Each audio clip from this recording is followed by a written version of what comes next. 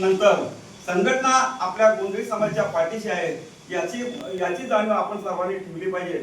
आणि संघटना ज्यावेळी आदेश देईल ज्यावेळी आदेश देईल त्यावेळी आपण संघटनेच्या पाठीशी राहून संघटनेच्या कार्यामध्ये सक्रिय सहभाग व्हावं अशी माझी मनापासून इच्छा आहे. बरेच 3 अधिवेशन संघटनेची राज्य पातळीवर झाली, परत राष्ट्रीय पातळीवरील 2 अधिवेशन झाली.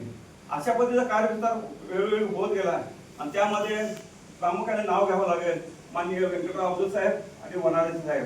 तर वनारे साहेब आता वयानं जरी थकलं असलं आम्ही पण त्यांच्याबरोबरच आहोत, परंतु तरी पण त्यांची तळमळ जर बघितली खरोखर हेवा वाटतो आम्हाला. तेव्हा अशा पद्धतीच्या माणसाच्या पाठीमागं आणि संघटनेच्या पाठीमागं आपण ठामपणे उभं राहणं अत्यंत गरजेचं आहे. तेव्हा भविष्यातल्या ज्या आपल्या काही अडचणी असतील तर भविष्यातल्या काही उद्देश आम्ही संघटनेने ठेवला आहे. तुमच्याकडून सूचना घेऊन त्या दृष्टीनं संघटनेची वाटचाल करण्याचा मानस आहे.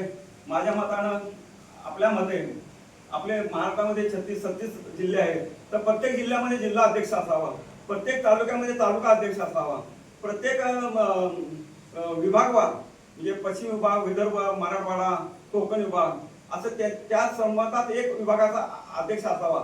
अशा पद्धतीची रचना जर आपण केली आणि भविष्यात तुम्ही सर्वांनी संघटनेमध्ये या पद्धतीने कार्य करत राहिला तर प्रत्येक तालुक्यामध्ये, प्रत्येक जिल्ह्यामध्ये, प्रत्येक शहरामध्ये आपल्या संघटनेचा कार्यविस्तार होणं कठीण नाही आहे.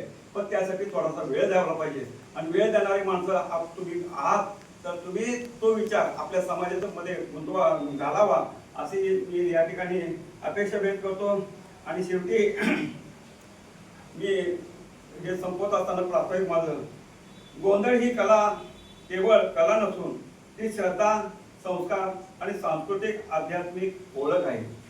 या परंपरेचे जतन करताना आधुनिक शिक्षण, तंत्रज्ञान आणि सामाजिक प्रगती यांची सांगड घालणे आवश्यक आहे. त्यामध्ये संघटना आजवर यशस्वी झाले आहे. संघटन, संस्कृती, शिक्षण आणि सर्वांगीण विकास हेच ब्रीद वाक्य घेऊन आपल्या सर्वांच्या सक्रिय सहभागातून संघटना यापुढेही कार्यरत राहणार आहे. लक्षात ठेवा, एकी निष्ठा आणि सेवा हाच समाज विकासाचा मार्ग. आपली संस्कृती, आपली ओळख जपूया आयुष्यभर. एक गोंधळी, एक कुटुंब, एक ध्येय. संघटन आमची ताकद, संस्कृती आमचा अभिमान. आणि या ठिकाणी मला बोलण्याची संयोजकांनी संधी दिली याबद्दल आभार व्यक्त करतो. आणि सर्वांनी आपण म्हणायचं आहे, आई राधा उध उध म्हणा, आई राधा उध